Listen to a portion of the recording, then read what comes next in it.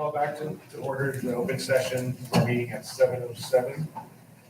And we will start off with our pledge of allegiance.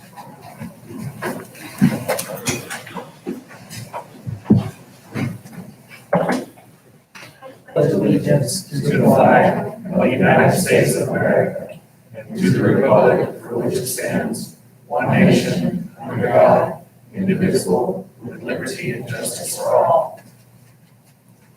Honor the Texas flag. I pledge allegiance to thee, Texas, one state, under God, one and indivisible.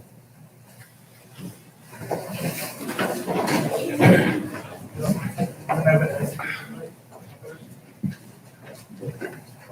right, so we have introduction.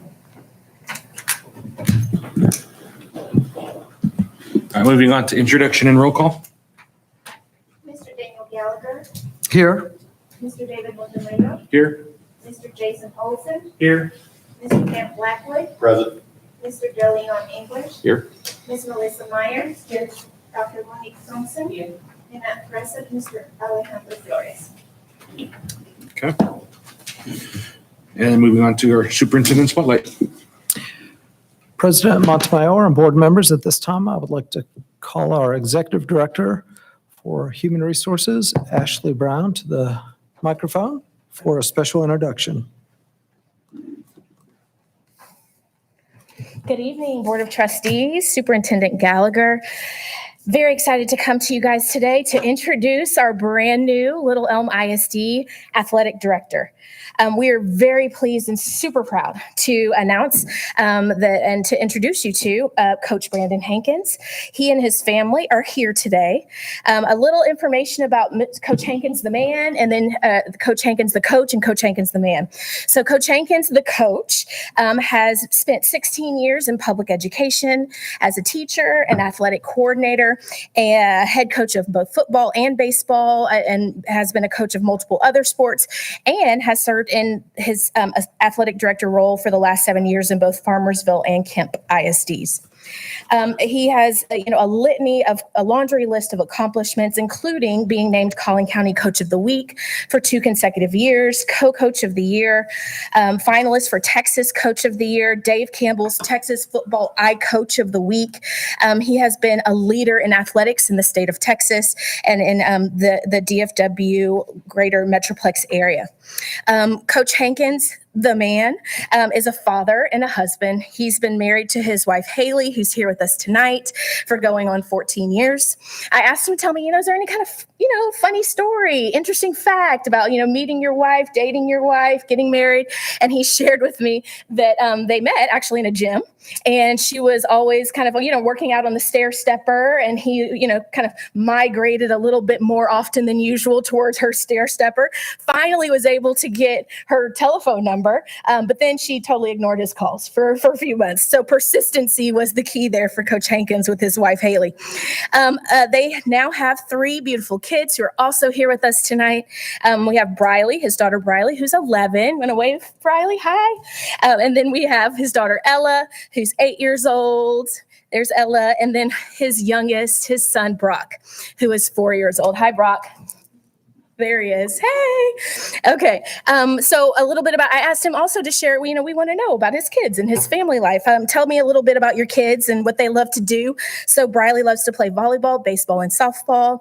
She likes to drive in the golf cart, which that made my heart skip a beat for a second, but maybe.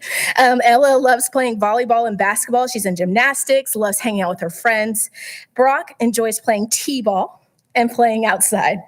And he likes to go to the farm and ride tractors.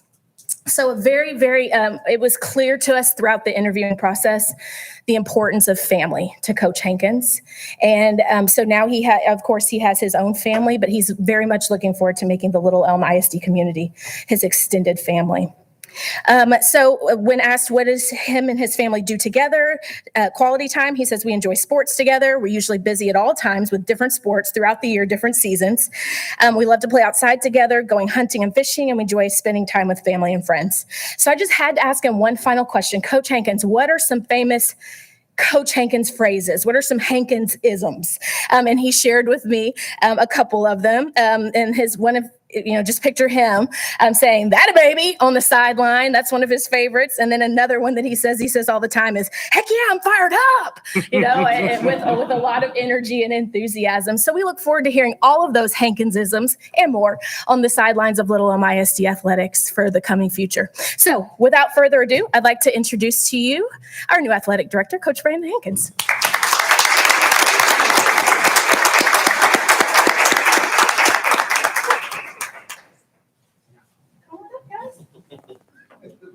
Home spot.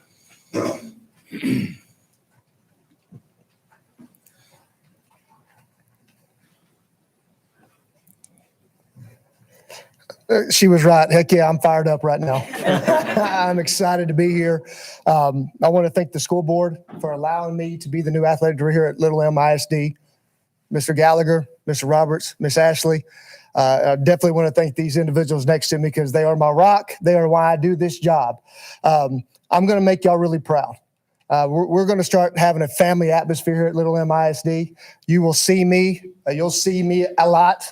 You'll see me cheering on our kids because that's the type of person, that's the type of coach I am. I want to see all of our kids succeed. I want to see girls sports succeed. I want to see boys sports succeed. I know that in nowadays and now times that it's way society's going, that we need sports. We need family atmosphere, and that's what I'm here to do. I'm extremely proud to be here. I'm extremely proud to get to know our coaches, get to know our kids, not just in athletics, but to get to know them in every realm. The kids in the hallways will see me. They'll know me by coach. I'll know them by name. I'll never let a kid go unnoticed because that's my heart and my heart's kids. And I want you to know that. And so me and my family we feel blessed to be here right now. And we can't wait to get started. So I know I want to keep it short. I can talk for a long time. So thank y'all very much. Excited. Go Lobos.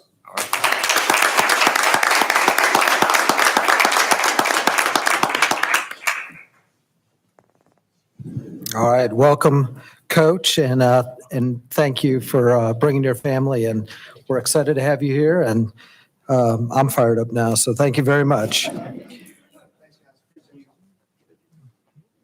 All right, at this time, I would like to invite our high school principal, Dr. Libby Pretty, to the podium.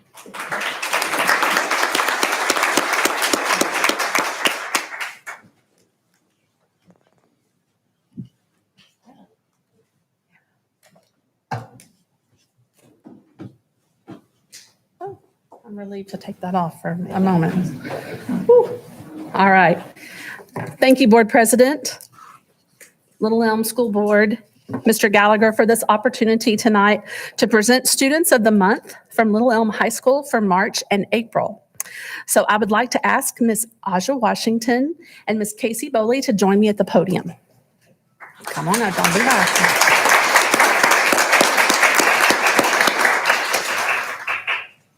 All right, first I would like to recognize Ms. Aja Washington. Aja is a senior at Little Elm High School and a Lobo for life. Tonight, she is being recognized as our Student of the Month for March. It is hard to know where to begin when talking about Aja's accomplishments as a Little Elm Lobo. She is an academically gifted student who recently learned is one of our top 10 students for 2021. Aja will be honored. Yes, let's clap about that. Aja will be honored next Wednesday at our Top 10 luncheon, where we will announce the final ranking of our senior class. While in high school, Aja has stayed active and busy participating in a variety of school activities. Aja is very involved in student council and has served this year as the student body secretary. Aja has also served as a student athletic trainer in our sports medicine program for the last 3 years. This year, Aja earned the lead trainer role for our men's basketball team. This was a huge responsibility and only one that Coach Kidwell and Coach Stein felt best to have Aja lead. In addition to being busy with student council and athletic training, Aja is involved in our When We All Vote Club, Academic Decathlon, National Honor Society, and she serves as a member of the campus leadership team. Aja is also a member of our art club, and rightfully so. Aja is a brilliant artist. Recently, Aja qualified for the Texas State Art Competition known as VASE. with one of her very beautiful drawings entitled Family, and it is gorgeous. Mrs. Conauer, Aja's AP art teacher, was excited to learn that Aja was going to be recognized as a student of the month and had this to say about Aja. She is a top student for me this year. Her artwork is absolutely gorgeous. Aja's ability to capture detail and color in her artwork reveals not just a person's appearance, but her detail captures who the person is in each piece she creates. Aja is kind-hearted and has the wisdom beyond her years, making conversations with her interesting and thought-provoking. And Mr. Perry, Aja's AP English 4 teacher, had this to say: she is dependable, insightful, and has a great sense of humor that helps her bounce back from strife. I've taught many students over the years, but she is one that I know will do something that really impacts the world in a great way. After graduation, Aja will be attending Swarthmore College in Swarthmore, Pennsylvania. I have to slow down when I say Swarthmore, to study psychology and art. I would also like to recognize Aja's parents that are here with her this evening, Mr. Alshinda Washington and Mrs. Janelle Washington. Please stand.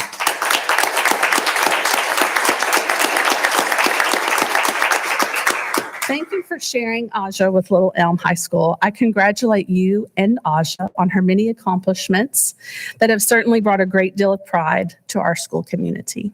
Thank you. All right, Aja, you stand over here by me. You can't leave though. Okay. We got to take lots of pictures. Okay, next I would like to recognize senior Casey Bowley as our April Student of the Month for Little Elm High School. Academically, Casey is an outstanding student. She has challenged herself with upper level courses throughout high school and will finish this year in the top 10% of her class. Casey is also a member of our National Honor Society. While carrying a challenging academic load, Casey participates in 5 sports. This includes cheer, volleyball, cross country, powerlifting, and wrestling. I'm not sure when Casey sleeps, as these activities overlap each other across the school year. I asked Casey's teacher what makes her special, and every single teacher spoke about what a fantastic leader she is. Coach Hatcher, Casey's powerlifting coach, had this to say: she leads by example, she doesn't settle or quit, but always works to be the best. Casey is a model athlete. She goes out of her way to help her teammates. She takes care of her classroom responsibilities, works hard, and is coachable. That's the definition of a coach's dream right there. Mrs. Fields, her cheer sponsor, had this to say: aside from her athletic ability, outstanding work ethic, and ability to multitask, Casey is one of the kindest and most empathetic girls I've ever met. Her teammates love her just as much as her coaches do and voted her this is a long title. Oops, sorry. Most likely to keep everyone in an uplifted mood and make you laugh when you're feeling down. Very good. She is kind, witty, hilarious, and resilient. This past weekend, Casey placed 3rd at the regional wrestling tournament, qualifying her to compete at the Texas State Wrestling Championship this Saturday in Cypress, Texas. So we will recognize her again next month, by the way, for her state. Casey is the first district champion in wrestling for Little Elm High School.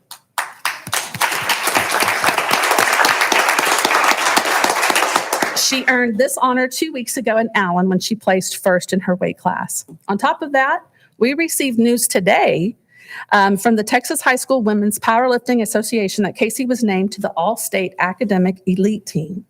So in recognition of her accomplishments, both as a powerlifter and then also while maintaining a high academic standards for herself. After graduation, Casey plans to attend college and is still deciding on where she wants to go, but knows she wants to participate in volleyball, cheer, and wrestling. She does plan to major in environmental science and secondary education.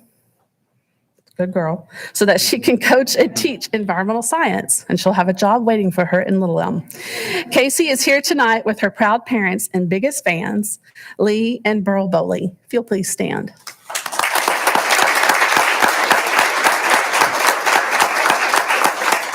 So before we take lots of pictures, I would just like to say thank you to both Aja and to Casey for making Little Elm High School a better place with their contributions, both in and out of the classroom. Aja and Casey, I'm very proud of both of you, all right? And I wish you much success and every happiness. All right? I'm going to take some pictures right here.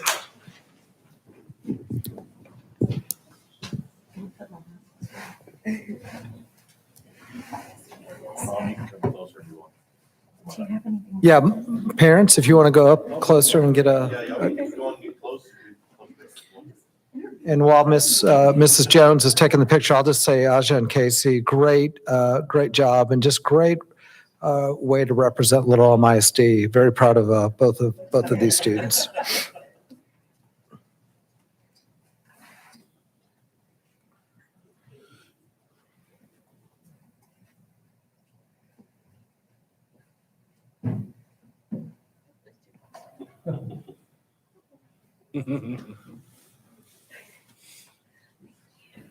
Awesome.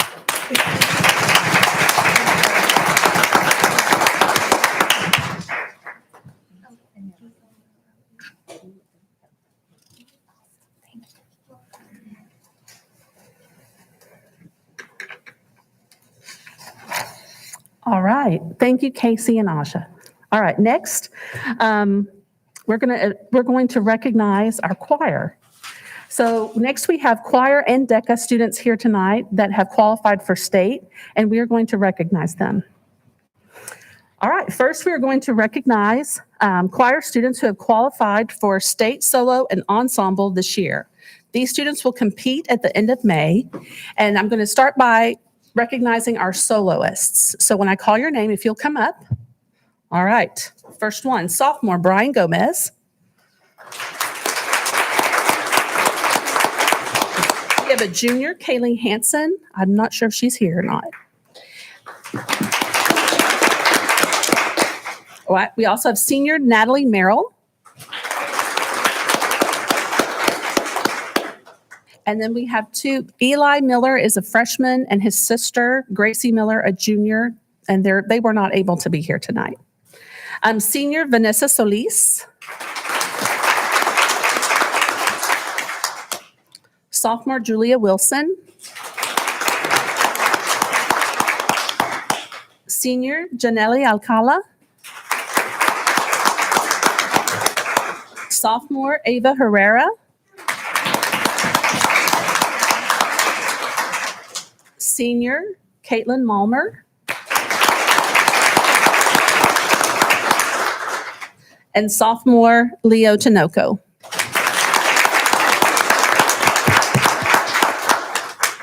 All right, all of these students competed virtually. Of course, it's been very difficult this year for these students, and I really appreciate the challenges that these students have overcome to compete virtually. So they had to submit their solo auditions through tape, and they were notified that they are they will now compete at the state level. And they will do this in May also virtually. So just help me just recognize them.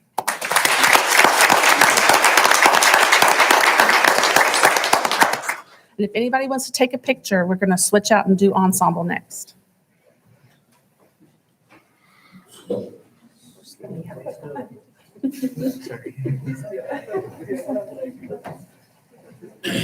Don't forget the smile.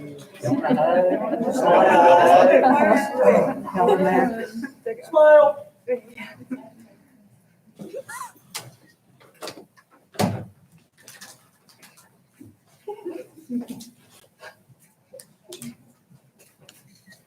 Prepackaged.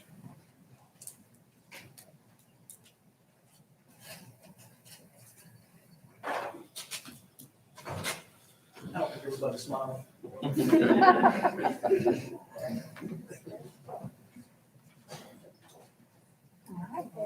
Okay, guys, thank you. Thank you.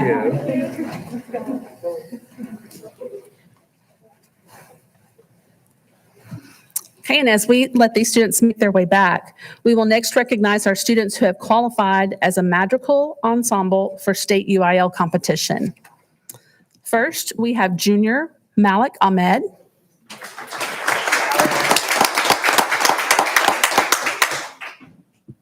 We have sophomore Monet Mobley.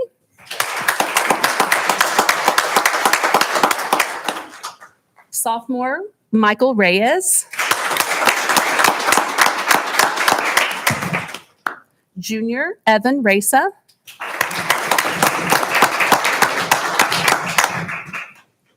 And the following four students also qualified for this ensemble, but they were also just recognized as soloists. Senior Janelle Alcala. Sophomore Ava Herrera. Senior Caitlin Malmer. And sophomore Leo Tinoco.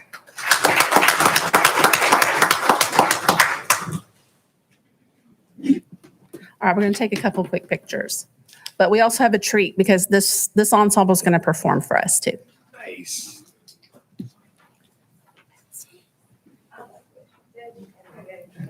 And while they're taking a picture, I just want to say how awesome this is that we've got students back at a board meeting. We've got parents here. We're really, really happy to have you all here tonight. And the fact that they get to perform, it's nice. I've enjoyed board meetings, but sometimes without students and parents here, we kind of miss out on celebrating. So very, very happy to have you all here. I definitely missed these. Saying we're boring. I didn't use that word. I was about to. Do you want them to perform here? Do you want to perform here? Is it okay, Cecilia? Do you want them to perform here? Right there's perfect. Perfect? Are y'all comfortable? No. Right there, direct. They self-directed. That's even better. Okay, so I would like to have Evan Reza. He is going to introduce this piece of music for us. All right, Evan, you want to introduce it first? Here. Step right here. All right. Hi. She said, my name is Evan, and I would like to introduce us a student-led magical ensemble from Little Elm High School. Today, we will be performing a traditional French song, which basically compares the people's wives to gossiping chickens, because they don't know how to be quiet. No. I really hope you enjoy our performance of Il est bel et bon. Sickly blue.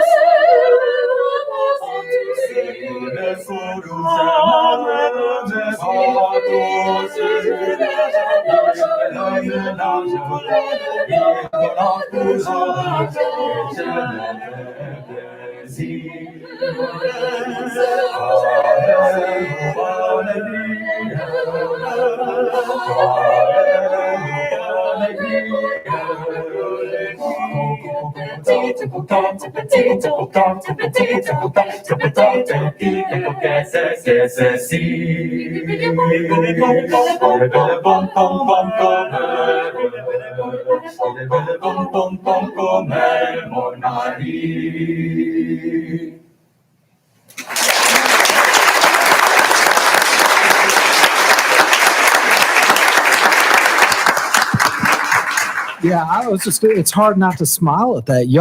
That was amazing. That was amazing. Mhm. And I would vote you to Hollywood, straight to Hollywood. Incredible. And really, too, I mean, it's amazing, but they're singing through masks. That's what I'm saying. I was like, that's mad. The whole time, they're singing through masks, and they're perfect. So just thank you. That was just a treat. So thank you, guys. And good luck at state. And while they're making their way back, I just want to recognize their choir teachers are here with us tonight. Haley Vale, Miss Haley Vale, and then also Miss Bryce Lewis, if you'll please stand and be recognized. All right, thank you, choir. All right, next, at this time, we're going to recognize our Deca State winners. And to do this, I would like to invite Mr. Roger Hutley to the podium, along with our honoree, Miss Noelle Henry. Mr. Hudley is a marketing teacher in our CTE department at LEHS and our DECA sponsor. And I'm going to allow him the honor of introducing our DECA state winners, Noelle Henry and Cole Mccluskey.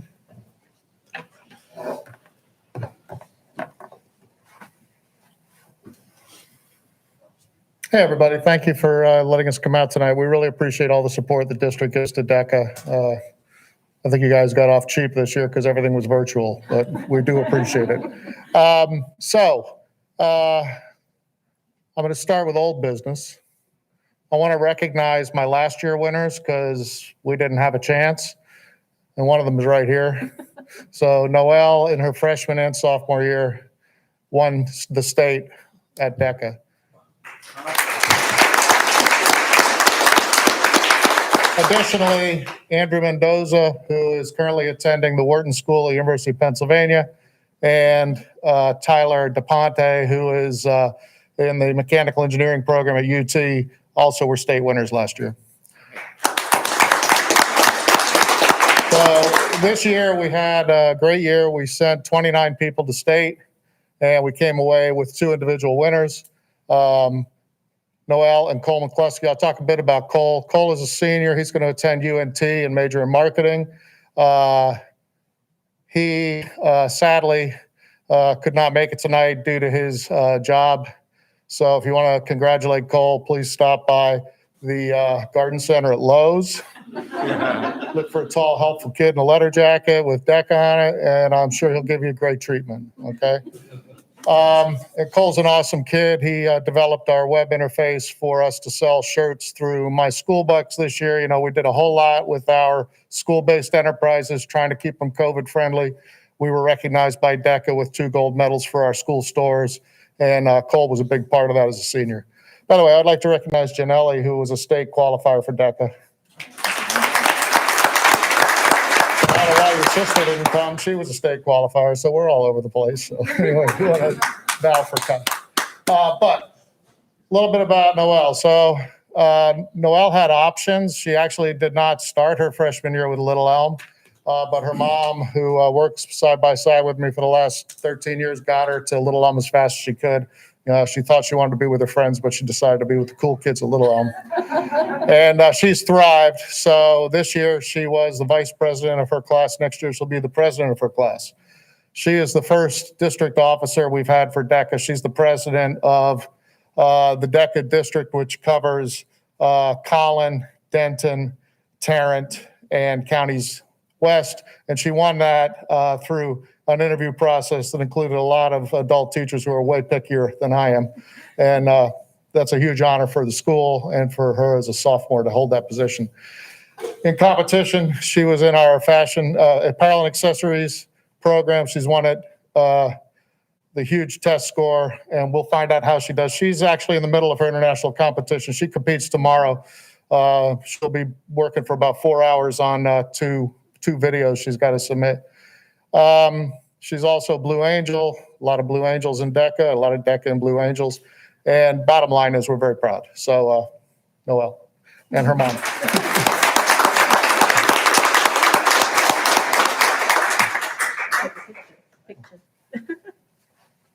No, we will not sing.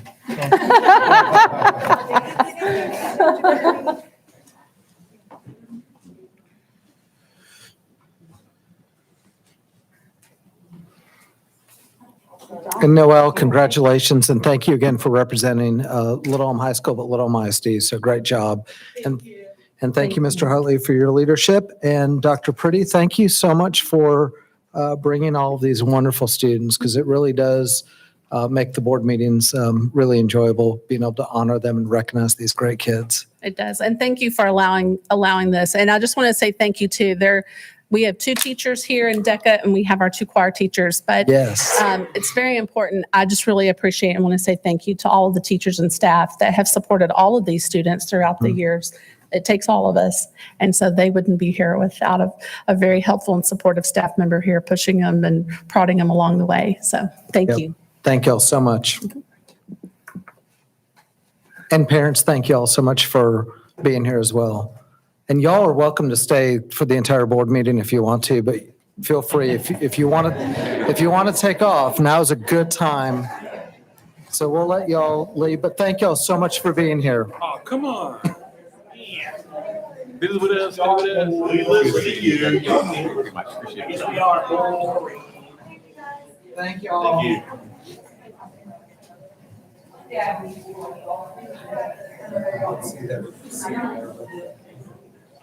they always are. Hearing's on.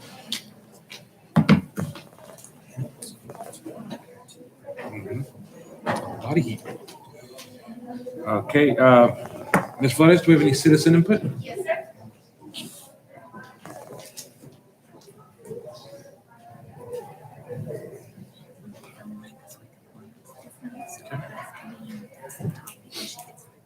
Okay. All right, Ms. Tanya Gibbs? You, go to the podium and state your name and address, and you have 5 minutes. I'll give you a 1 minute warning.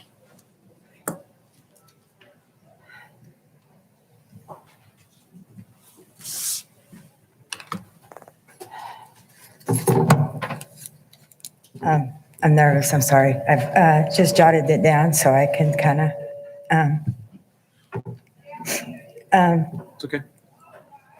Good evening, my name is Tanya Gibbs, and I currently have 4 children in your district, ranging in ages from 12 to 18.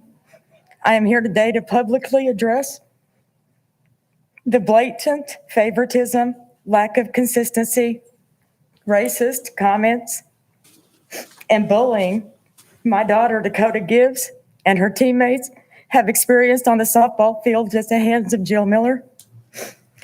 There are parents in our district who have made the conscious choice to enroll their children in neighboring districts in order to avoid being harassed by Jill Miller. My daughter has specifically been targeted and belittled by Jill on multiple documented occasions for her epilepsy. I've been in constant contact with the coaching staff and administration at Little Elm High School and have been chastised for excessively emailing an attempt to find resolution. Her very obvious disregard leaves me with no other recourse than this. My very last meeting with them was on April the 8th, when I begged someone to intervene, anyone. The very next day, on April the 9th, at the softball game in Allen, Texas, my minor daughter, Deca Gibbs, and I were physically threatened, verbally assaulted by Jill Miller's sister due to the lack of action from the staff. Information about myself and my minor child was shared with this woman who was clearly under the influence of mind-altering substances. My family and the entire softball team safety were extremely compromised due to Jill Miller's lack of professionalism and her ability to have things at her discretion. I am begging someone to intervene. The softball team goes again tomorrow on a away game. We had 1 female principal at Allen. I was scared. My daughter was scared, and the softball team is scared. I was promised after my husband sent an email that the team would be protected. Nobody's at practice. It's just Jill Miller and Davis doing whatever they want at a closed meeting, a closed practice. These athletes are suffering and they're scared, and they should be, and I'm begging someone to intervene and remove Jill Miller from her power of authority. And I want to thank you for your time today.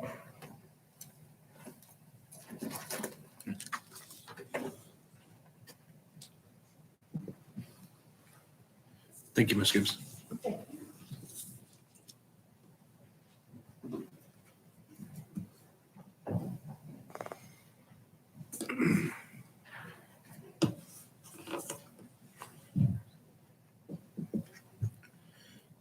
Okay, move on to reports of the superintendent.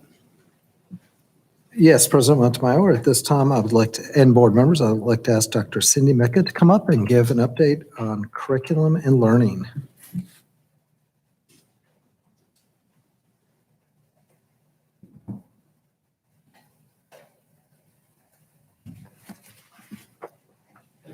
Good evening, President Montemayor, Mr. Gallagher, and board members. I'm here today for the April curriculum and learning update. First, I want to start off with this update on the STAR assessment. As you heard in the news and from Mr. Gallagher, the first day, Tuesday, 2 weeks ago, we had to suspend STAR assessments at the high school, the elementary, and the middle school for their English 1 exam and their grade 4 and 7 writing exam due to a failure with the state platform. So we were able to successfully resume testing on Thursday with English 2 students and went off without a glitch after the state brought the platform back up. And then we also on Thursday successfully reopened all of the 4th grade, 7th and 7th grade exams with no problems, which gave us great comfort going into the retest for English 1 students, as that is required for graduation. And so this past Tuesday, we successfully reopened and tested all of those students who had started the exam, and no work or essays were lost in the process. And so those students were able to complete their exams, and we were able to get all of those submitted to the state. And so we feel, as confident as we can going into the next round of testing, which will begin in May, that we will be able to successfully continue our online testing of the state assessment. We had one campus that was predominantly paper-based. The other campuses had moved on to the online assessments in preparation for us, the state going fully online in a year. And so we were utilizing this year where the scores didn't count for accountability to make sure that our infrastructure was strong enough and that our students were prepared with the online assessments. And we felt very comfortable, thank you to our technology team, that none of the glitches were the fault of the district at all. Our wireless points worked seamlessly. Our computers were ready. The students were prepared, and the glitch that occurred was solely at the state level. And so that we feel confident going into the May exams that we will continue to have the same level of success based on what the district has prepared for. I'm also here to share with you our December 20th EOC scores. So as I do each year after an assessment, I bring forward those scores. I do want to start with saying that December tests are predominantly for those students who are retesters, meaning they have not passed at least one of the exams in a previous year, unless they have moved in from out of state and have to have it. And so in December, we gave 50 Algebra 1 tests. 28% of our students met standard. In biology, we gave 39 tests, and 49% of our students met standard. English 1, most of our tests were given there, 124, 29% met standard. 74 English 2 with 34%, and U.S. History 23 with 83%. So I wanted to give you a historical data on this because those numbers do seem low, but these are students that have struggled already to pass it. We've been intervening with them and retesting them. And so here are our results for the past 4 years with algebra in December. And so this fluctuates with the percentage of approaches. We've gone up, and then we've gone down. And so we gave the fewer tests this year than we have in the past. And here we have biology. And once again, we've given fewer tests. I think that's because of COVID. We didn't have as many students come in December to retest. We didn't have as high a participation rate. But at the same time, we also improved over the years with our scores for biology. English 1, We also see an improvement, but we also see a decline in participation. And in English 2, where we see quite a big improvement over the past from 4 years ago, we also see a drastic participation decrease here. And U.S. history, we have a great success with this test this year. 23 students took it and 83 of them passed it. So professional learning, it's been a really crazy year for professional learning this year. We're doing things completely different. I've been speaking to this topic several times over the past few months. And to date, this year, we have 17,085 hours of continued professional learning that has occurred off contract. And from August to April, we've also have 160 teacher-led professional learning sessions that have taken place on their home campuses. And this has been a move that we have taken as a result of COVID protocols. We're not bringing in as many trainings here, but we still need to make sure that our teachers are learning. And so they have been leading professional learning on their campuses, and we have provided these for nearly 400 hours for our educators at the campus level. We're doing that through avenues such as Prestwick Learns. Hackberry has a program as well, and Walker and Strike are doing Lunch and Learns.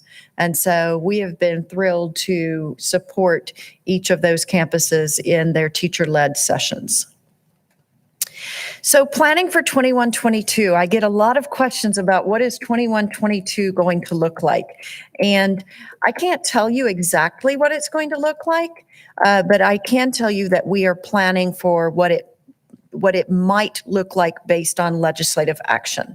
So as you know, or may not be aware, the virtual learning that we are doing right now is via a waiver from the commissioner. Legislatively, virtual and remote learning is not allowable, except with the TXVSN districts, and there are 6 of those in the state. And so we will not be allowed to provide remote learning unless there is legislative action. And there are 2 bills that we are watching wind their way through committees. One has left the House committee, Bell's bill, and there is is on calendar to be presented to the floor of the House. There is another bill that is winding its way through the Senate Education Committee. So we're waiting to see which of those bills makes it out of their respective chamber first, because that's the bill that will go to the other side and be heard by the other committee. And so, as I said, Bell's bill has come out of the committee and is going to vote, will go to vote on the House floor first. So we are keeping track of that. That bill does allow for us to provide remote learning, but is very structured in how we can do it. And so we are following those bills. We have a committee that is made up here in the district of principals and curriculum leaders, and we meet weekly for about 3 hours. And we have started with, what went well, what didn't go well, what do we need to do, how do we need to help our teachers. And this past week, we created a survey that will go out to all of our parents this Friday. And just to say, if remote learning is made possible by the state legislation, would you be interested in it? And we gave some parameters of what it may or may not look like, because we do know that it won't look like what it looks this year. And that has also been evident in the hearings before the committees that I've been listening to. And so while we don't know what's going to be allowable or not allowable, both of those bills are very different. We do know that if it is possible for us, we have to be ready with a plan, and we can't sit back. So we are kind of planning alongside of what might be possible. And so I just wanted to assure you that we are planning behind the scenes, but we're not ready to announce anything because we think it's too early, since realistically, it's not legal for us to provide remote learning opportunities beyond this school year. And so that was all I had for my update, and I am available for questions. The two bills, you give me the number, you have a number of those two bills, the bills? I don't have numbers memorized, but I can You can text email me. those to Email, you. yes, fine. Yes.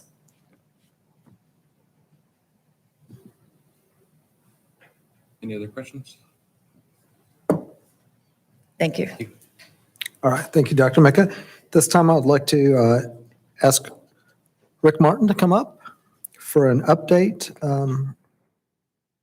regarding our work with Siemens.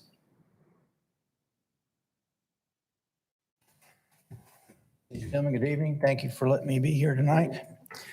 I have with me in this section an update from Siemens on the ESPC programs, the two that we have. The first one was at the high school, and the second one was district-wide. Dan Schmitz, who is our account representative for Siemens, is going to run you through a little update here. And Dan, I'll turn it over to you. Thank you, Mr. Martin. Board of Trustees, Superintendent Gallagher, LEISD leadership. I appreciate y'all having me in today. There's a couple of quick notes before we get started. So this is an informal update. This is information on electricity only that we pulled from your CoServe portal. When we deliver the first year savings numbers, it will be in a much more formal format, and it will be down to the exact decimal point. So what I wanted to do is just come in and talk a little bit about the work that we've done today, and more importantly, the outcomes of that work. If we can go to the next slide, please. Is this the clicker here? Okay. So the stated objectives when we started this project was really centered around energy savings and accomplishing deferred maintenance, meaning all that work that was kind of the dirty work, expensive, had been, put off because of other priorities, got deprioritized, which is extremely common. But as luck would have it, improving the student staff environments became critically important after we started this work. So these are the actual measures that we took. And, walking through them, lighting retrofit with an IoT, it's a room-based controlling for the lighting system, HVAC and automation, building envelope, think new door sweeps, fixing holes in the soffits, just where cold air is leaking out and warm air is getting in. An IoT irrigation system.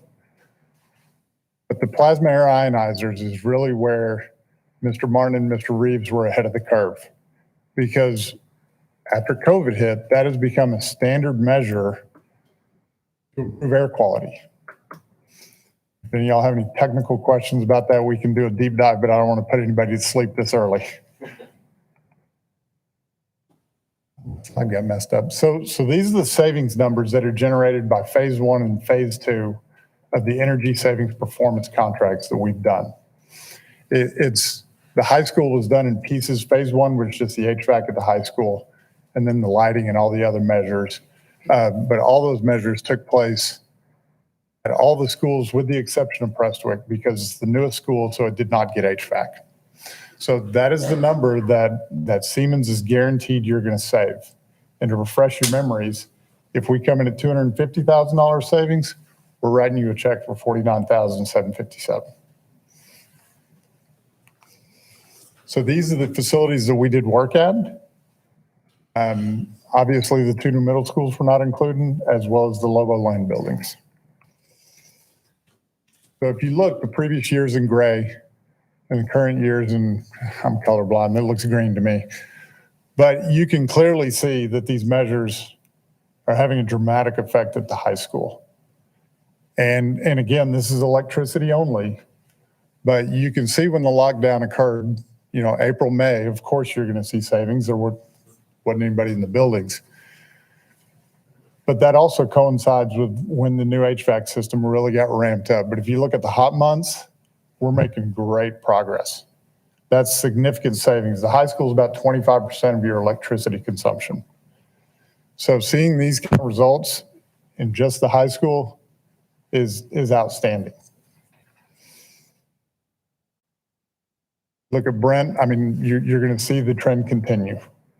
You know, the HVAC work out there and the lighting and the building envelope clearly are effective. Chavez, we're not quite finished with Chavez yet. There's some additional measures that we need to do out there that's we're working on developing for a potential future phase. But clearly you're seeing excellent results. Hackberry, again, those hot months, I mean, you're starting to see the pattern and they're all going to look like this. Lakeview, Oak Point, that's pretty drastic during those summer months, which really were business as usual. There wasn't anybody in there, but you still had to condition the spaces. And again, on Prestwick, it's not quite as dramatic because the HVAC systems out there were only about 7 or 8 years old. So, you know, the decision was made correctly not to replace those units. So that is basically the informal update of electricity only that I have at this time. Again, I thought it was important to communicate the outcomes. You know, you put your faith in Siemens. We did a lot of work out here, and it's clearly paying dividends. Thank you.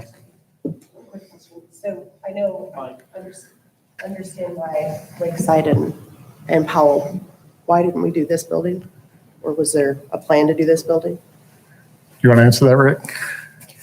Yes, ma'am. As we renovate and convert both LMS and this building, and right after that, that's when we roll that in. Okay. Instead of having separate, we'll just do it as part of the renovations. Okay. That was it. Yeah, and if I can add on additionally, as part of these projects, we are developing a dashboard, and we're working with the controls vendor, Climatech, where we're going to be able to do trend analysis and trend reporting on 15-minute increments. So we're going to get granular and fine tune and apply best practices as the program matures. We've taken care of all the low hanging fruit, but using these digital tools is we can continue to drive improvements over the years. Oh, one other question. So I know we had some issues at the high school just as far as regulating some of the temperatures. I know it's hot in some rooms, cold in others. Has that kind of been corrected? For the most part, yes. There are some frequent flyers, as I'll call them. We've worked closely with the controls vendor, and we actually went back, and again, I don't want to put y'all to sleep, but we did a retro commissioning project where we worked each endpoint from the unit all the way back to the control front end. And that cleared up a lot of the problems. You have 850 odd HVAC units. You know, getting them all perfect all the time is definitely a moving target, but we've made great progress in that area. When school started, yes, there were a few issues going on, but we have most of them corrected. I noticed like the gyms and stuff tend to be really warm for some reason. And you know, obviously more bodies in there during events and things, but they tended to be warm and the hallway was cool. I don't know if that kind of corrected itself as well. I believe those have been corrected. As far as I know, I haven't seen any repeat work orders. I get copied on your work orders every day. So I tend to track what's going on, okay. but those have been corrected as far as I know. Perfect. Thank you.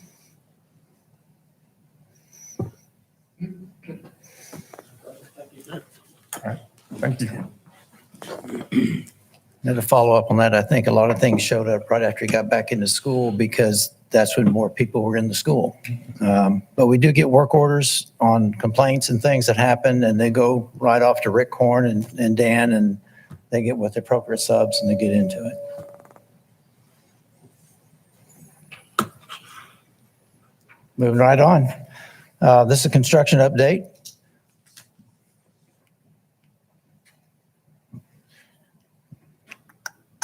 Thank you. I think it's the right button.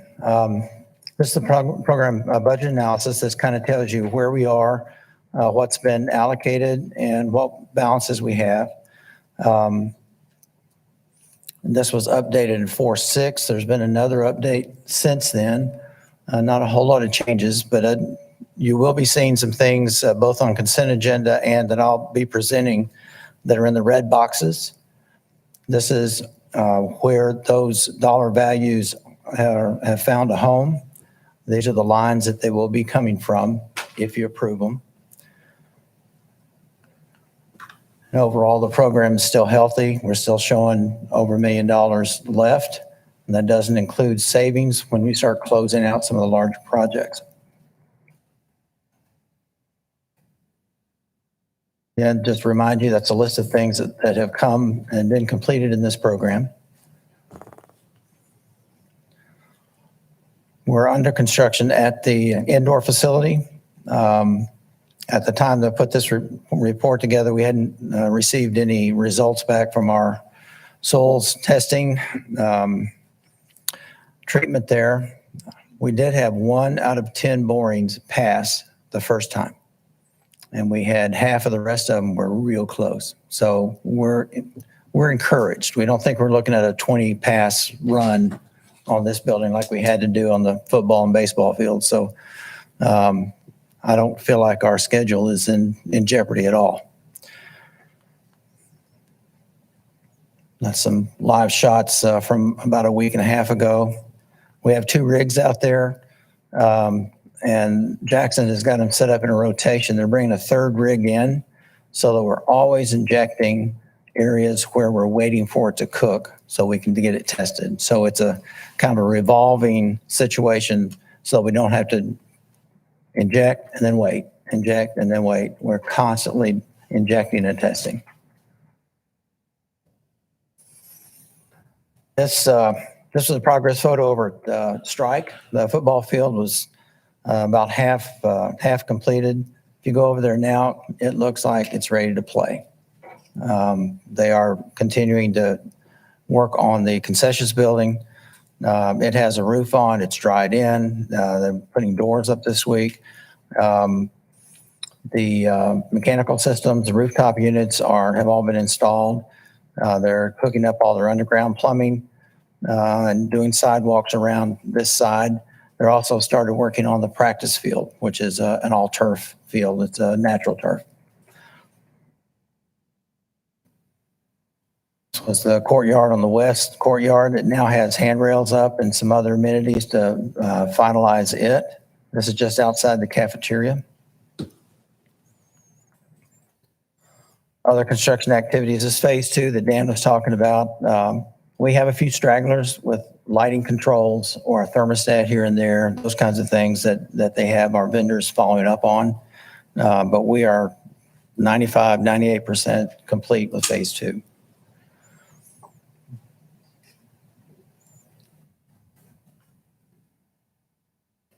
In design, as you might recall, we approved HKS to do a redesign of LMS into Administrative Center. We are well down the road with that. I'm pushing them to try to have numbers together for this renovation and conversion and bring those to you next month. It's going to be a push, but we're working on it. We have more things to come, obviously. Once we get to a point to where LMS gets under reconstruction, we'll start the design work here. We'll come back to you for design work here to convert this facility, Zellers, into the early childhood. Now we're just intend to take Balfour from LMS to this school and just keep things going. As soon as we move out, we want them in, starting the demo and to get this process, because we have to have our full day classes up and running the fall of 22 in this building. That's our goal. Would you see a list of other things in there that we're looking at? That last one has taken a lot of time. I think we'll be ready for that when you are. Okay. Questions?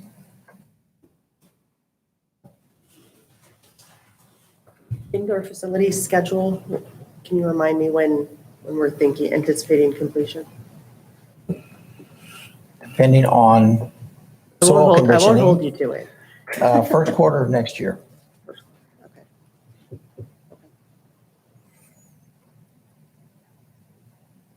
Oh, I did have a question. At strike, when will the tennis courts start to go up?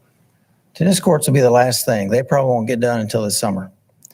There was a soils issue there as well.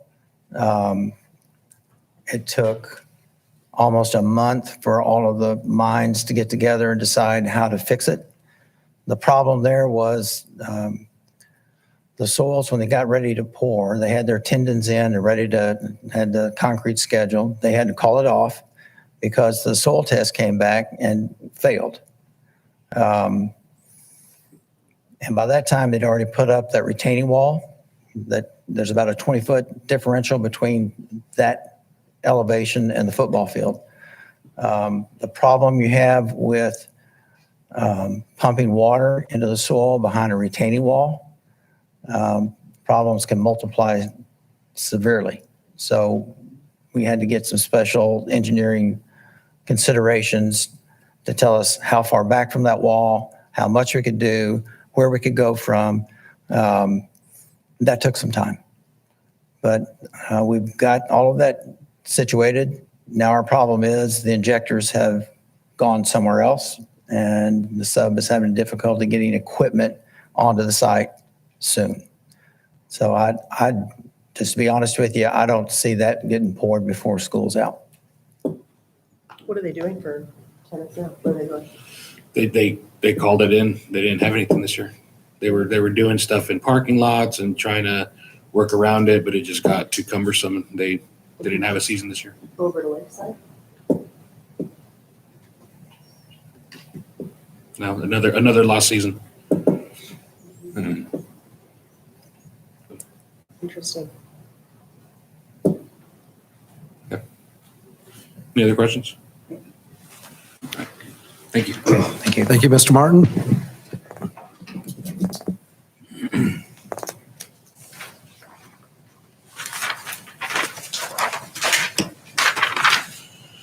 All right, so beginning of our action items, we have our approval of minutes.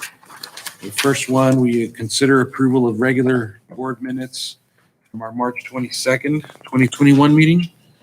Everyone was able to take a look at those. Is there a motion to approve? So moved. Is there a second? Second. Ms. Myers, you heard? All right, any comments, questions, edits? None this time. All right, all those in favor of approving the minutes from March 22nd? Thank you. Moving on to consider approval of special meeting minutes from April 7th. Is there a motion to approve those? So moved. Is there a second? Second. Okay. Any questions or comments on those? No. All right, all those in favor? Yep. All right, motion passes. Thank you very much. Moving on to our action items. Ms. Brown, we have consider approval of priority 1 FTE requests.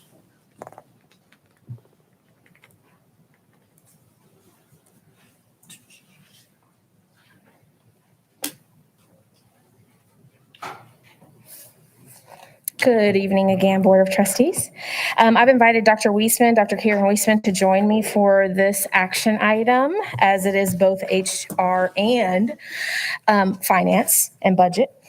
So we last month came to you all with the request, which you so graciously approved. We're thankful and appreciative for growth positions last month in March. This month, we're bringing to you some priority 1 FTE requests. As mentioned, you already have approved those positions last month. Big, humongous thank you to you.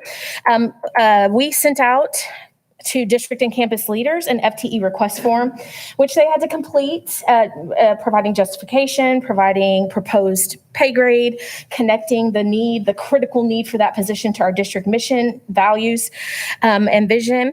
And that was due by March 31st. We received a whole bunch of requests. 57 FTE requests were submitted and were considered by cabinet. In total, the 57 FTE requests would have had a budget impact of $3.4 million for all the ones that came in. So we assigned account codes, and we took a look at the positions that really were like directly impacting students and student achievement. We spent a little over 5 hours prioritizing the requests, and then the HR and finance departments kind of went even further and deeper into prioritization based on what we had to do to make sure we were meeting legal requirements, the growth positions, specifically at the high school. We took a second look at that, spending requirements, student services, et cetera. So we were able to categorize the positions that we're bringing to you for consideration this evening. We categorized them. The first category was for high school growth and redirection of funds. So I'll let Dr. Weisman kind of take over about that. So the first group dealt with additional growth at the high school whenever we looked at the formulas and counted the coaches at a 0.5 in order to be able to ensure that when we were doing the calculation on the formula, that we were addressing certain areas within the high school schedule to reduce the class size. In addition, there was also one particular teacher that they were using proximity to supplement the course requirements in order for the students to graduate. So by redirecting those funds to having a full-time Spanish teacher, then that also enabled the district to look at the student needs, to come up with the 6 positions there attributable to growth and a redirection of dollars for a total of $323,000. The next one is a compliance issue. Funds were spent this year for furniture in order to be able to address the comparability between the Title I campuses and the other campuses. So in order to be able to address and staff by enrollment rather than the building, an additional counselor, the assistant principal, and the 3 specialist teachers to minimize the class size at Oak Point for a total of 5 positions there. Would be approximately $135,000, and also to meet the spending requirement. In addition to the one previously mentioned, the state spending requirement on PIC 24, we're looking at the reading specialist and instructional coach, which these positions were approved last year, but were not filled and aren't included in the budget. So for financial transparency reasons, we're bringing them forth to address the fact that this would be in addition to the budget, even though they were previously approved. In addition to the instructional coaches on the next slide, these were approved last year but not filled due to the current situation within the district. The next slide is special education services. So based upon the prediction of what we may be looking at, there are 2 special ed inclusion teachers there based upon the contingency of the enrollment, in addition to some other services there, for a total of 5 positions. And some of them services are being provided right now through contracted services, but this will bring it in-house. So to recap it, it's approximately 30 positions with 14 of them previously approved. So it would be 16, with 6 of them being growth positions at the high school, 5 for SPED, and the other 5 to address legal requirements and state spending requirements within the district. So those 30 would be in addition to the budget, or a net cost of approximately $815,000. So the recommendation is actually a bit revised from the board book and the board sheet that was submitted. So I want to make sure I say specifically what the board what our recommendation is coming from administration. So administration recommends, for transparency, financial transparency, administration has included the 14 previously approved positions, but not filled. But we recommend filling those 14 previously approved positions that were approved during the spring of 2020, in addition to approving 16 new critical needs positions for the upcoming fiscal year 21-22. Is there a motion to approve? Motion? So moved. Is there a second? Second. Okay, questions, comments? I think just to confirm that last point, I want to make sure the community is very clear on what was just stated, and that is 14 positions were approved last year. We did not fill them for a variety of budgetary and other reasons. Mhm. So those are going to be filled now through PIC dollars in the budget through reallocation. And then we're adding 16 additional positions, correct? Correct. Thank you. Any additional comments or questions? No. Okay, all those in favor of approving the FTEs as presented? Motion passes. Thank you very much. Thank you. Thank you. All right, moving on. Mr. Weiss, we have consider approval of our financial reports.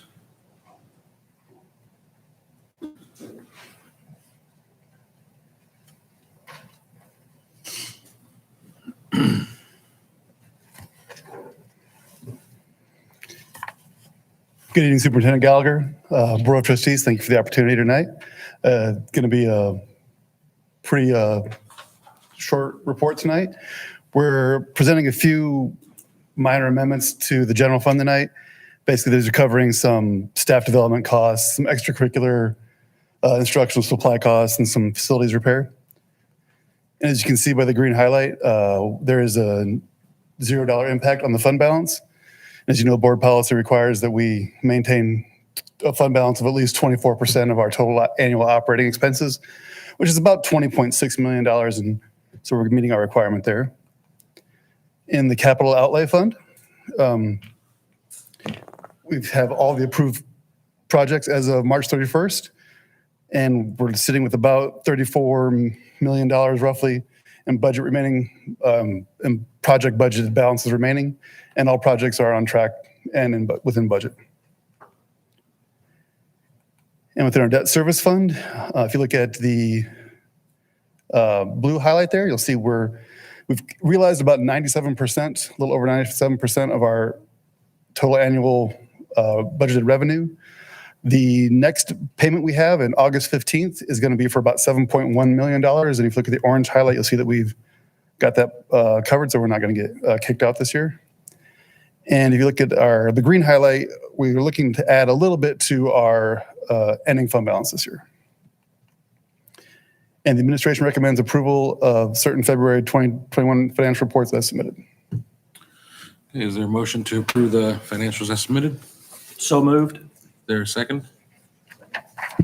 Mr. English? Okay, any questions or comments on the financial reports? No. All right, all those in favor of approving the reports as presented? Motion passes.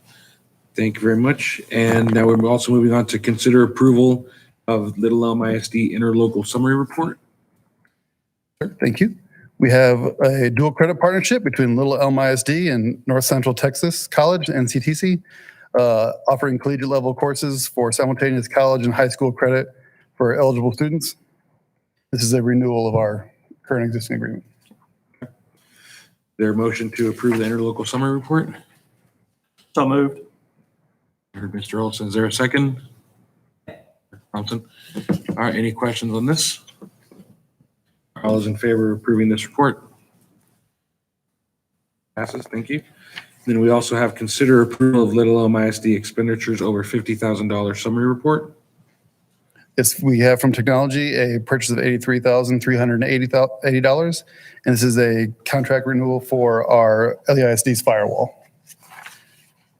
And administration recommends approval of Little Elm ISD expenditures over $50,000 summary report as submitted. Okay, is there a motion to approve this report as submitted?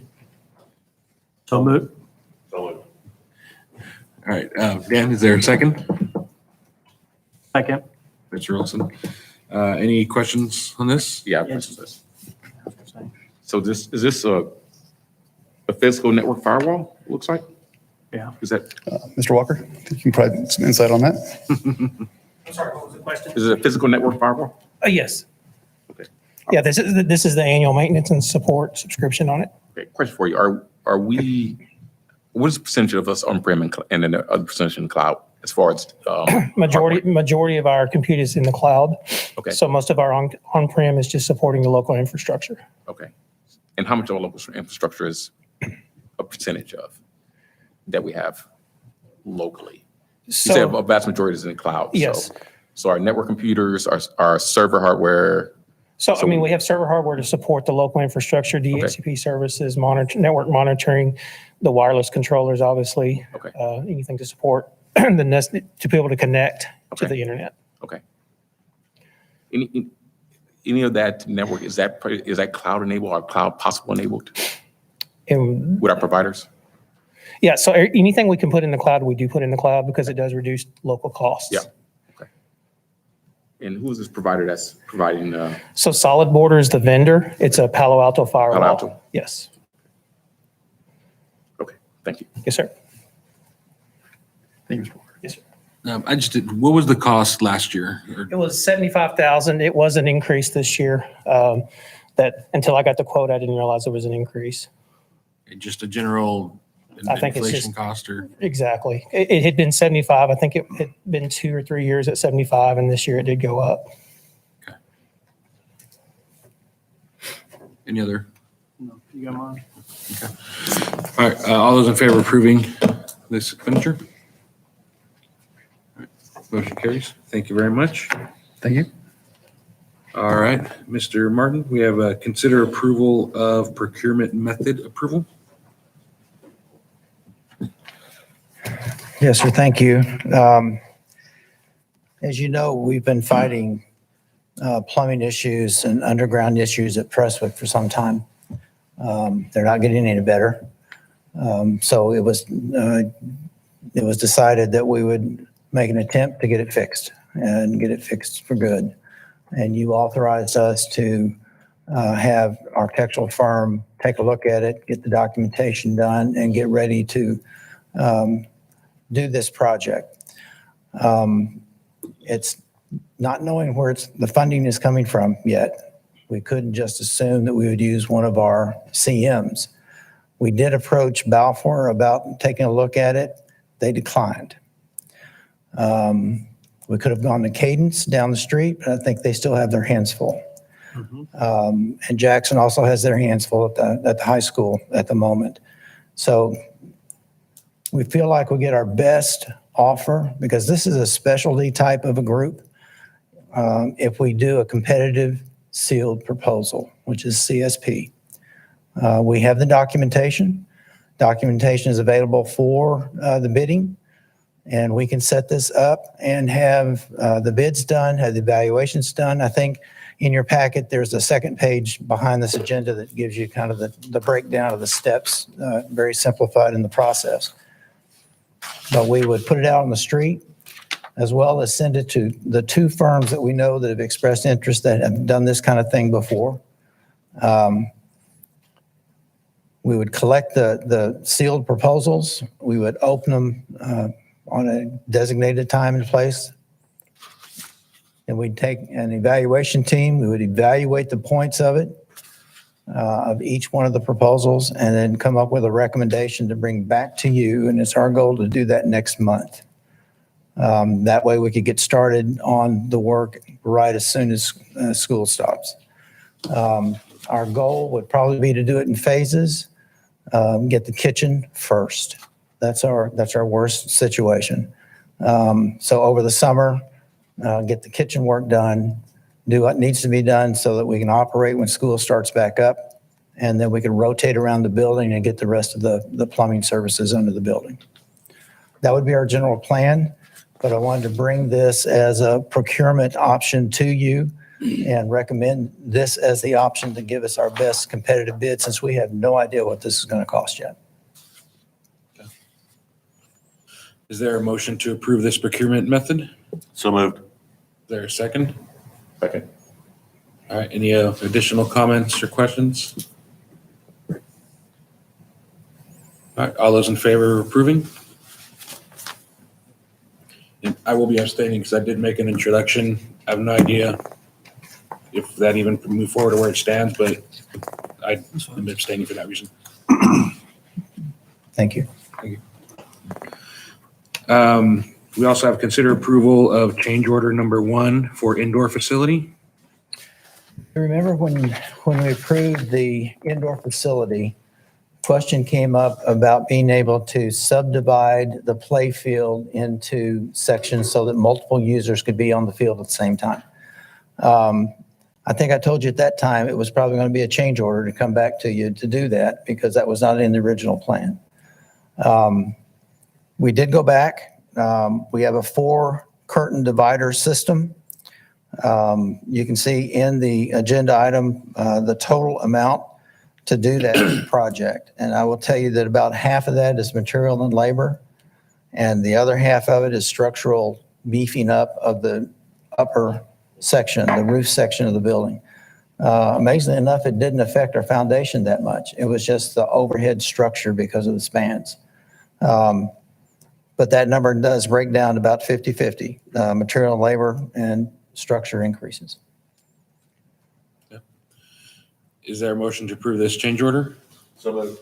Is there a second? All right. Questions or comments on this? Rick, how many sections is that going to be able to break it up into? 4. 4?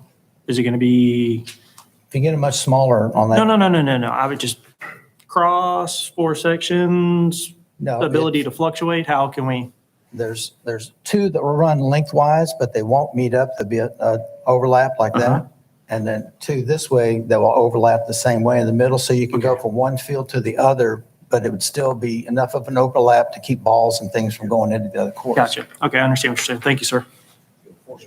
Is it automated, I'm assuming automated lift up and down? It is. It can be controlled from a phone or an iPad.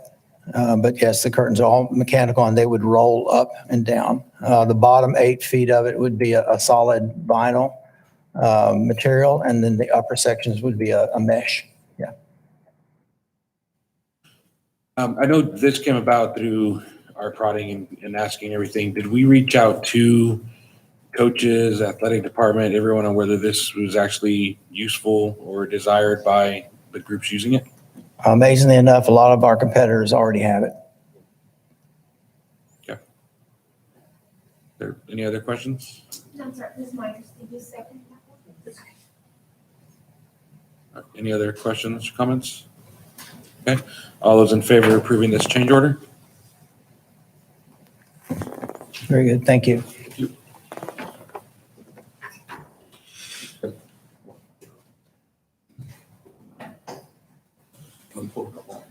Okay, so that's it. Let's see if it's the same ones I have. So from the consent agenda, we will be tabling item M, consider approval of bus camera upgrades. So that's table. Tabling, yeah, we're going to pull it away from today's meeting and have it presented at another time. Okay, perfect. And then we have item Q, consider approval of 2020-21 capital outlay projects. We're going to actually discuss that separately because there is changes to the package and highlight some items within that. Now, Mr. English? I would like to pull item 11C. C? Yeah, I'd like to actually move that because I want to know way more information about that one. Okay. Do we have someone here that can speak to item C? Yeah, okay. So we'll discuss that as well. Mr. Reeves, we'll let you go first and then give some time to adjust that. Any other items that would like to be pulled, discussed separate? Okay, so like I said, we'll start with item Q, consider approval of 2020-21 capital outlay projects. Mr. Reeves? Thank you, President Montemayor and board members and Superintendent Gallagher. Just here to talk to you about the 2020-21 capital outlay projects in the board packet there and in the board book. Page 152 is correct. The agenda page is correct with the things that we're doing, and then the total amount a little over $1 million. The backup on that, however, is incorrect. Those were some additional requests that we had to pare down just because of, like Mr. Martin was saying, that we're not quite sure about Prestwick. So working with the business office, we're looking at trying to pare that down. So this capital outlay request is pared down from that. I did provide you some backup for we're asking for tonight. And so what we're looking at is a band trailer. And on that band trailer, you might see a little note that says contingent upon donations from the band boosters. I will say that they've verbally told us that they're willing to donate $25,000 towards that. Mr. Felice is kind of trying to get and wrangle his budget to where that'll be additional $45,000 that's going to put towards the cause. And so it looks like the overall cost to the district would be about, $65,000 more to cover the cost of the band trailer. So you'll see the full amount on there to be approved, but we will be bringing some budget amendments probably at next month for certain items there. So this is a budget that you're approving. One of the main factors is that Oak Point portable. You notice we are time sensitive on that to make sure we get that ordered and in before, if the board so chooses to approve that, and before school starts next year. You'll see the stage rigging. We had Dr. Ayers. We appreciate all his help on that, working with us at the high school and the stage rigging to do some improvements on that, along with the stage curtains. We're also looking at some outdoor furniture. Talking with Dr. Pretty, I'm sure they got some more FTEs over there. They have more students. And so we're looking at trying to provide some outdoor seating for them to kind of expand their eating space as well on that. And then Hackberry is an allowance for some signage. We are talking with some of the residents there and also the municipalities about reorganizing their traffic flow. And so part of that would be to redo some of the signage there. So that's sort of an allowance for that.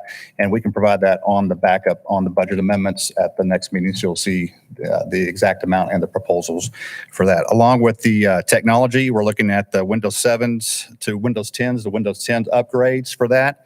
That's an allowance for, $200,000 for that. If some of those funds, these funds will be the capital outlay funds is 600 funds. However, if we take any from the general fund or if there's any budget amendments, we'll bring that back to you in May. So you'll track those dollars. And then the servers is an allowance as well, because we have some bus cameras that have been tabled till the next meeting. We're working out some proposals on that. There may be some servers that we'll need for that as well. So with those changes, I'm not sure if I say the administration recommends the approval of the capital outlay projects as submitted or as presented, and authorizes the superintendent and their designee to execute final contracts. And I'll be happy to answer any questions. Is there a motion to approve? So moved. Okay, is there a second? Second. Are there comments or questions? Questions on the band trailer? I was Yes. just, when reading through this, I know our current one was built in 1988. That's correct. My That's a good concern year. is we're looking at a 1999 to 2004. How much more would it cost to get either a newer unit or a brand new unit? I can check with Mr. Felice. I took this directly from his recommendation. And so what we can follow up on that. If you approve the budget amount, we can bring back something. We do have contingency built into these factors as well, a 5% contingency. So if you approve the funds tonight, we can look back and see the difference in cost and bring that back to you if you like. What I can say, knowing, spending a lot of time with the band boosters, is that specific type of trailer. It's mentioned there, I forget where it's at. It's the IQ Kentucky. High Cube, Kentucky. Yeah, High Cube, Kentucky. That's primarily a moving industry trailer that the last time that particular model was produced was 2002. That's the reason why they could only go that far on it. It's a low deck where the deck of the trailer is actually below the top of the wheels, so they don't have to go as high. And it also allows for the under boxes and things like that. So I would be curious as to, to confirm just that there's no other options out there, because my fear is, even though we're saying recondition, what type of warranty is on this recondition through clubhouse trailers? Because I know with the current band trailer, we've had a lot of issues over the last couple of years with having to redo the brake lines, redo lighting, redo electrical things. So what's the type of warranty that's going to come with clubhouse? So I'm not sure that off the top of my head. So what we'll do is how about we get that more information and bring that back to you at the next meeting, because I believe we're going to have to do a budget amendment for some of those funds to be transferred over. And so what we can do is bring that back with that information and see if you do the final approval for that. Yeah, I would like to know what the type of Sure. warranty is on all the, and I think it'd be several factors in there would be labor, materials, and then parts. Yeah. Please. Sure. Yes, sir. Is this one in addition to the one we have? Yes, so there's been some thoughts thrown around about there's been issues with storage over at the high school. And so perhaps we can take that and convert that to storage for some of the outside props that the band uses and things like that. And so those are those ideas that we're using to probably use it for storage for that. So, sorry, is there? I was gonna say, what I, and Mr. Olson could most likely comment on this also, is what this would allow is right now, when the band goes to football games, majority of times, except for this last year, it takes 4 trailers. The semi-trailer, the large black cargo trailer we used, or we bought a couple of years ago, the small blue trailer that's 15, 20 years old, and then the flatbed that the band boosters purchased also. The design, the way that this company, Clubhouse Trailers, they only do band trailers, marching band trailers. They do them from DCI all the way down to colleges and universities. I've actually had numerous conversations with the guys over the years. The way that they design it is this should be the only trailer that they require from now on, unless they're going to use oversized gear props, and then they may use the flatbed or something in. What that would then utilize is the small trailer and potentially the existing trailer, potentially, I think Mr. Reese said, potentially going for surplus. Mm-hmm. They would keep the current black trailer, most likely allow the color guard to use that during their color guard season. My question was, why get a new one? So The one problem I do know is, I think it was 4 years ago when we got or 5 years ago when we got the new wrap on it. Yes. They had to essentially rebuild the majority of the frame on that. Out of the 6 cross members, I think 5 of them were over 80% rusted through, and they literally just patched it. The entire tongue where the fifth wheel attaches, the 3 frame members on there were completely rusted through. If they would have hooked it up to a truck at that point in time, it literally would have ripped the nose off of it. So, So you mentioned the wrap. So does this include? yes, from what I graphics? read in the quote, it does include wrap and graphics and everything District approved. with the current logo. District approved. District approved logos. All right, any other questions or comments? No, good. All right, all those in favor of approving? Motion carries. Thank you very much. Thank you very much. All right, so then going back to item C, consider approval of new course request for the 2022-2023 school year ethnic studies. Dr. Mecca? Yes, thank you. So we are in the process of building the course guide for the 2022-2023 school year. And this is to add 2 additional options for electives within social studies. The majority of our students only have 3 social studies that they have to take, and those are required. And so this would be an elective that would be offered for those students that are in the interdisciplinary studies pathway and endorsement for an elective for their 4th credit in social studies. So personally, well, let's, is there a motion to approve this course offering? So moved. Is there a second?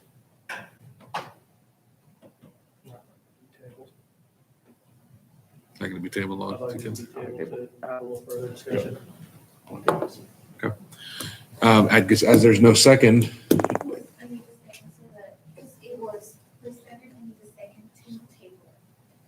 or do we need to do a new motion to table it? All right, so is there a motion to table this item? Okay, so Mr. Ingles? Yeah. All right, so is there a second? Second. Okay, so we'll pull this item for more detailed discussion. I would like to know, go ahead. I'll see. Do we do it here? Just send an email? Yeah, Just send an email to Dr. Board Mr. members, Gallagher. yeah, go ahead and if you don't mind, send me an email with your questions and I'll get it to the right person. But yeah, please feel free, send me an email and we'll get on that pretty quickly. Thank y'all. Any other items from the consent agenda that anyone wanted further details on? All right, so is there a motion to approve the consent agenda as adjusted? Thompson, is there a second? Second. All those in favor? Motion carries. Thank you very much. All right, so for board comments, I do have an item that I need to update on. So there's every April of each year, we need to update the community on board training hours. So I do just have a list by member of where we stand. So Mr. Blackwood has completed all his hours. Mr. English has completed all his. Mr. Flores is missing cybersecurity training, child abuse, sex trafficking training, student achievement and accountability training, and 5 hours of tier 3. Ms. Myers is missing student achievement and accountability training and 2 hours of tier 3. Mr. Olson is missing student achievement and accountability training and 2 hours of tier 3. I am missing 2 hours of tier 3, and Ms. Thompson has completed all her hours. So with that, just for board comments, I just want to thank, again, thank everybody for getting everything prepared today. We just want to give an update on band at Strike Middle School. They're in their inaugural season. They did do sweepstakes, their honor band for UIL. So they had ones across the board, including their sight reading, et cetera. So that's quite an accomplishment there. They're very proud to have the first plaque going up in the school trophy case for that. So with that said, is there any other comments? I'll go down this line. I think it was in the communication, congratulations to the boys and girls wrestling teams. First year, did a great job. So our new AD, Mr. Hankins, has a big role now to fill, continuing that tradition. We're 1 for 1. But no, congratulations to those teams. They did a great, excellent job, especially in their first year of competing. It's an excellent job of the team. So congratulations to them. Thank you, staff, as always, for your hard work. Appreciate it. And Mr. Blackwood? I'd like to thank admin and staff and cabinet for everything they've done to support the board and support students over the past few months, especially during COVID. To the board, I would like to bring up that I would like to reopen the discussion that I'd started several years ago and it's kind of been on the back burner for a little while, but student voice. There is a bill working its way through the Senate at this point in time, Senate Bill 272. That is basically my dream that would require all school boards to have a student trustee placed on the dais in an ex officio status. Today, it did make itself out of committee, so it is going to be presented to the entire Senate. For a first-time bill, that's a little bit surprising, but it kind of shows the support something like this has now that it's finally making its way into the legislature. I would like to see Little Elm kind of get ahead of the curve on this and maybe try and do what we can to see potential about putting something like this in place before the law tells us we have to. That way we could kind of get our process down and in place, and then we basically then just customize ours or basically make ours work with the legislature and the law once it is passed. It may not pass this session, but the fact that it made it out of committee to the full floor, it probably would make it next session. It's pretty something that is this, I don't know, kind of new and different for a lot of people. It's surprising that it made it out of committee this easy, to be honest with you. But I would like to see if the board would be willing to bring this discussion back up and see what we could do about potentially moving forward with this idea. That's my understanding. You did go down to Austin. and speak Yeah, to this. I was also in Austin on Tuesday of last week, and I did testify in front of the Education Committee in support of this bill. I've also spoken with Senator Royce West's chief of staff, and she's going to keep me apprised of this as it moves forward. And there is a potential that myself and actually a young student from Frisco and another individual that I met down there, I don't remember what district they're from off the top of my head, but it was another another great student, that they will probably ask us to follow this bill through the process, and we may be invited back down to go and testify before the entire Senate before this is over and done. So. Mr. English? Thank you, teachers, thank you very much for all the hard work. All right.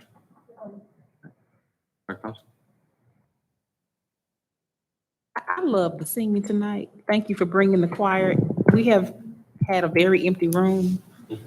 And it's nice to have our family actually in here tonight. And I'm very excited to see us grow. And I'm definitely excited to know that we'll have some more support for our students through the FTE. So just want to acknowledge that hard work on figuring it out as well for both you guys. Thank you. Very good. Thank you. And I just want to say thank you, board. Great meeting tonight. And again, great to have students here. I think that that's why we're all here. We're here for the kids. I also want to let the board know and let the community know that the 633 run registration is open. So I really want to challenge our community to get involved, to register for that. I did register for the 5K, so I'm going to have to start running at some point. But October's a ways away, so I've got some time to get ready for it. But yeah, we're really excited about that. It's going to be, a great opportunity, obviously, to honor Detective Walker again, but also to benefit our students because the scholarship goes directly to our students here in Little Elm ISD, those that want to pursue a career in public service. So great way to keep his legacy alive and a great way to support our kids. So I want to definitely challenge the community and all of our elected officials and our teachers and parents. And I'm hoping we have thousands of people out there. It will start at the stadium and it will end at the stadium. So the town of Little Elm has been wonderful to work with. So we're partnering with them for this run. So it's going to be fun. Very cool. All right. So is there a motion to adjourn the meeting? Mr. English, is there a second? Second. All right, all those in favor? Okay. Motion carries at 8:49 p.m. Thank you, everybody. Sonia, you want to be back?